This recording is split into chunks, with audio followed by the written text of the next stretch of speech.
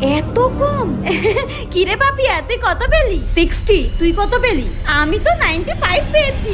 আরে মজা করিস না, আমি জানি তুই কম পেয়েছিস। আমি জানি তুই আমার থেকে সবসময় কম নাম্বার পাস। বল বল বল কত পেলি? আমি কাউকে বলবো না। আরে মায়ের দিব্যি কেটে বলছি, আমি 95 পেয়েছি। তোর বিশ্বাস না হলে দেখ দেখ। হ্যাঁ, বিশ্বাস কর, এইবার আমি অনেক খেটেছি। আমি সারা রাত জেগে পড়াশোনা করেছি একটু ভালো রেজাল্ট করার জন্য, কিন্তু আমি 95 পাবো ভাবতেই পারিনি। আমি খুব খুশি।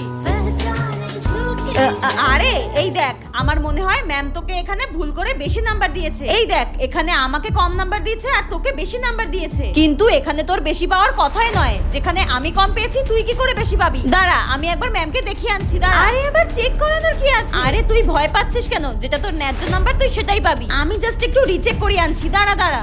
যা বাবা, এটা কি করে হতে পারে? এই তো ম্যাম, আপনি মনে হয় লিসাকে ভুল করে এক্সট্রা নাম্বার